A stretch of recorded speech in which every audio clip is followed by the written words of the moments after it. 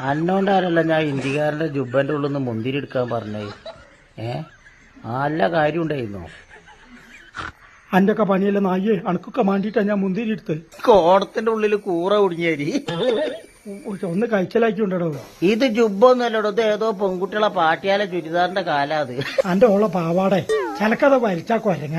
ഇതിന്റെ ഉള്ളിൽ കുടുങ്ങി ഇടങ്ങേറിങ്ങൊക്കെ അറിയാനിട്ട് എങ്ങനെ ഒന്ന് വലിച്ചെന്നാ നീ വലി സുബാറ വന്നാ ഒന്ന് വലിച്ചാ. പള്ളിയേക്കരി 200 റുപ്യ നേർച്ചേർന്ന ആളാ. അത് ഞാൻ അതിന്റെ ഉള്ളിൽ കുടുങ്ങിയപ്പോ തന്നെ നേർച്ചേർന്നു. എപ്പോഴും നേർച്ചേരാ എന്റെ ബാപ്പേര് പൈസ.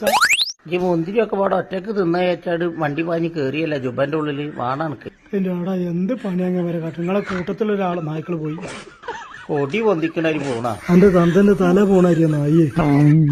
വല്ലാത്തൊരു കോള്. ഇത് വിളഞ്ഞീമേൽ ഈ ചൊട്ടിയേരിയായി പോയാലോ പഠിച്ചോനെ. നീ തൊപ്പിക്കോടന്റെ വട്ടത്ത് കണ്ടാലും ഞാൻ ജാതി പരിപാടിക്കുണ്ടാവില്ല. പൊന്നാർ ചെങ്ങ ആരെങ്കിലും ഒന്ന് കഴിച്ചാലൊക്കെ കുരിപ്പളെ. എനിക്ക് ആകെ ഇടങ്ങേറായി. മഞ്ചേരിയോ ഇവിടെ തുണി കുടിച്ച് ചാകാനായിട്ട് മഞ്ചേരിയോ.